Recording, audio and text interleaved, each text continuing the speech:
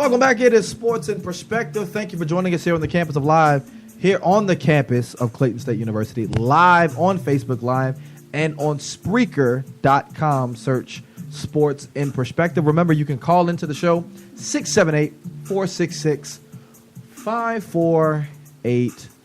We want to thank Mr. Rio for giving us this lovely music. I'm going to let you hear a little bit more of it. I can't dance or rap.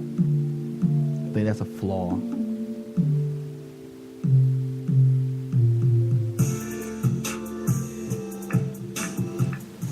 But we want to thank you for the music. So, we talked about in the last segment, we talked about the Falcons and how the Falcons are just up in the air and how, you know, everyone bragged on how great they were and then they lose to the lowly Buffalo Bills. And we talked about what happened in Vegas. We talked about the Panthers. But now we're going to start off with our NFL quick outs. So, you know, my dad used to tell me all the time, Miss Anastasia, he would say, son, everything shining ain't gold. I was like, what? What do you mean everything shining ain't gold? And what he was trying to communicate is just because something looks really, really great doesn't necessarily mean that it is what it is. And so when I'm watching these NFL teams and I'm watching the quarterback play and I'm watching how teams passed on Russell Wilson, Tom Brady, Dak Prescott, Drew Brees, Derek Carr, Colin Kaepernick, Tyrod Taylor, and Trevor Siemian. And they passed up those guys for Jamarcus Russell, Brady Quinn, Matthew Stafford, Jameis Winston, Marcus Mariota, Andrew Luck, and RG3. Those guys were the shiny objects. Those guys were the, big arm, big, tall, strong guy, runs the 4-3. Looked like a prototypical quarterback. But let me just give you a few information on the quarterbacks I just named. Jamarcus Russell and Brady Quinn, both out of the league. Sam Bradford has never won a playoff game. Matthew Stafford, he's 5-46 against teams that finish over 500. Jameis Winston and Marcus Mariota haven't made the playoffs. Andrew Luck, 68 picks since 2012 and hasn't been healthy the last two seasons. And RG3 had one great season and is now out of the NFL. Everyone wants the prototypical quarterback when quarterbacks come in all shapes and sizes. The names I just named haven't been to a Super Bowl, and only one has made it to a conference championship game. Meanwhile, you got guys like Russell Wilson, 2 Super Bowl appearances. Tom Brady, 7 Super Bowl appearances. Dak Prescott went 13-3 his rookie year. Drew Brees, Super Bowl champion, future Hall of Famer. Derek Carr, he won 11-4 before he got hurt. Kaepernick went to 2 straight NFC championship games and took his team to a Super Bowl. Tyrod Taylor, pretty good quarterback, drafted in the 6th round. Trevor Siemian, pretty good quarterback, drafted in the 7th round. The problem I have with these NFL teams is that NFL coaches are lazy. No one wants to build their team around their personnel. Being quarterback in this league has never been about height, arm strength, and what offense you played in college. It's about maturity, leadership, willingness to learn, and coachability. All we see is Todd McShay and Mel Kiper Jr. This guy's going to be great. This guy's going to be amazing. He's Andrew Luck. He's the greatest quarterback prospect since John Elway. Meanwhile, Russell Wilson quietly takes his team to 2 Super Bowl titles, 2 Super Bowl appearances, and wins a Super Bowl title. Meanwhile, Drew Brees, drafted in the 2nd round, wins a Super Bowl title after severely injuring his shoulder. Dak Prescott goes 13-3. Quarterbacks, just like relationships, come in all shapes and sizes. I know I'm using a relationship theme here, but, I mean, that's what it is. A quarterback and a coach is like a relationship. Coaches get so lazy because they're looking for the next Breeze. They're looking for the next Brady. They're looking for the next Aaron Rodgers. How many guys can do what Aaron Rodgers does on planet Earth? How many guys can do what Tom Brady does on planet Earth? How many guys can do what Drew Brees does on planet Earth? If they just grew on trees, then everybody would win Super Bowls. But they don't. So you're going to get somebody like a Russell Wilson, a Dak Prescott, a Trevor Siemian, a Tyrod Taylor, a Colin Kaepernick. You're going to get those guys who don't have the greatest arm, who aren't the biggest, the tallest, and the strongest. But it's your job as an NFL coach to Put your offense around that quarterback. I was watching the NFL and all I heard was, let's suck for Sam Darnold. I'm a USC guy. Let's suck for the Rosen kid out of UCLA and the kid from Wyoming. Let's suck for them. But how do we know they're actually going to be great in the NFL?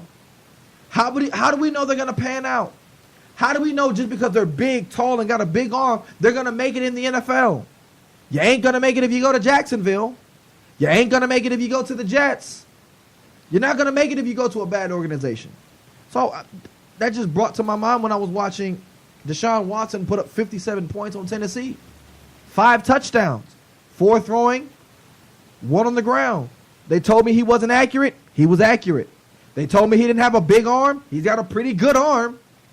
We are looking for so much of the prototypical quarterback that we miss on the guys that are leaders, that are mature, that are coachable, and that can be the face of your franchise and isn't going to wilt under pressure. There is a certain pressure being a quarterback in Dallas. And Dak Prescott, you don't hear anything off the field. You don't hear anything off the field from Russell Wilson. You don't hear anything off the field from Matt Ryan, Tom Brady, Drew Brees, Aaron Rodgers. You don't hear anything off the field. So it's not just about can you play on the field. It's about can you be the face, the CEO of a multi-billion-dollar company. And I just don't feel as if teams do a good enough job of looking for those intangibles, the things above the waist, things above the shoulders versus things below the shoulders. Here is Anastasia with our entertainment update. Hey, y'all.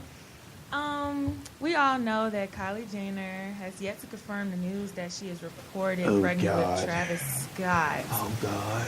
But now it is reported that Khloe Kardashian is finally pregnant with Cleveland Cavaliers' very own Tristan Thompson. Oh, God.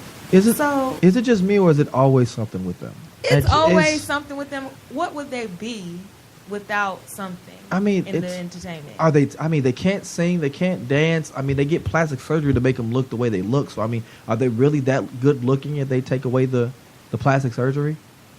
Good question. I don't know.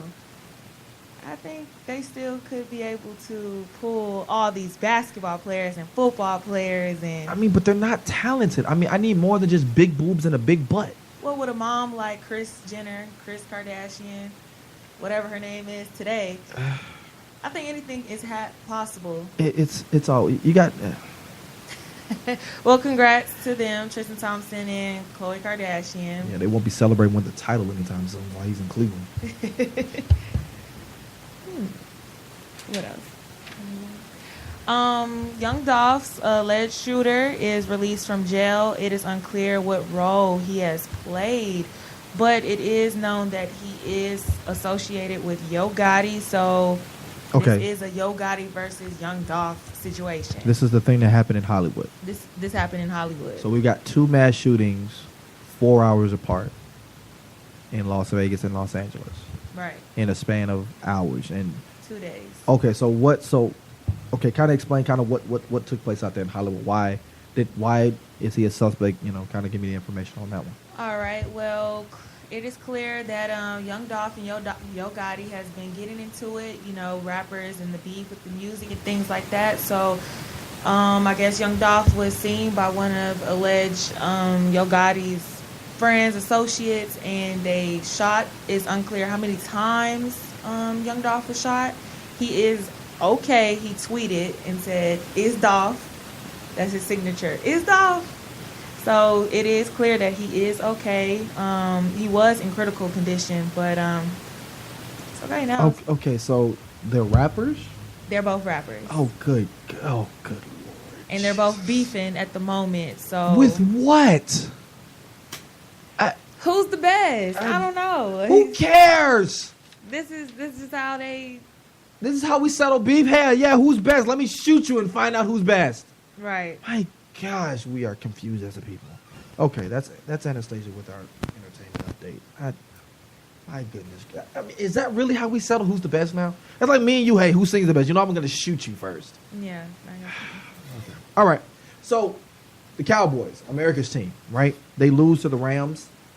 And a lot of people are going to look at stats and numbers and all of this stuff. But let me just kind of give you some background information.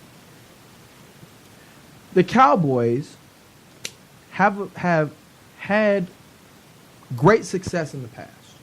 So they're the guy, they're the girl, got money, degree, but all of that happened 20 years ago. You look at what they've done so far, it's been a whole lot of nothing. It's like when you go to the high school reunion and everyone keeps talking about the high school quarterback who's working at McDonald's now, or the most successful, he's a cashier somewhere. But every time you see him, he's talking about, back in high school. And you're like, dude, that was 20 years ago. It's a long time ago, dude. Like, it's not prevalent anymore. So the Cowboys have this issue. But the Cowboys are 2-2. And it's not because their offensive line isn't any good. It's not because of Zeke Elliott. It's not because of Dak Prescott. It's because it's a constant microscope on the team because of Jerry Jones. They last won a Super Bowl in 1996. I'm going to give you just the NFC teams that have made it to the Super Bowl since 96. The Rams twice, Carolina twice. And Carolina didn't come into the league until 1995. Atlanta twice, Seattle 3 times, dysfunctional Tampa Bay and New Orleans. The Giants have made it 3 times. The Eagles, the 49ers, Green Bay 3 times, the Cardinals, and the Bears. That's 12 of the 16 teams in the NFC that have made it to the Super Bowl since Dallas has been to the Super Bowl. Since Jimmy Johnson was fired in 93, it's even more teams that's been to a Super Bowl since the Cowboys last won one. It is always when there is always something with the Cowboys, and it's never on the field. Jerry Jones has allowed for this big microscope to be put on the Cowboys, and it's made them a whole bunch of money. It ain't won them a whole bunch of titles. In fact, they've got just 2 playoff wins since 95. What that tells me is when you are constantly asked about what's going on off the field, when you're constantly asked about what's going on in your personal life and what about this teammate and what about that teammate, that weighs on you. That factors into your performance. That's like you're getting ready to take a test. And you know you've got some things happening at home. But instead of your teacher going over the exam, the teacher's like, hey, Anastasia, I know what's going on at home. You want to talk about it? Hey, you want to hear what's going on in your mom's life?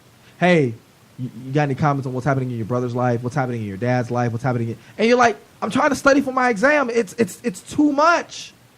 I just want to focus on my exam. And the Cowboys are like, I just want to focus on the game. I don't want to talk about Dez Bryant and if he's overrated or not. I don't want to talk about Zeke Elliott and did he commit domestic violence. I don't want to talk about that. You know what I want to talk about? Football.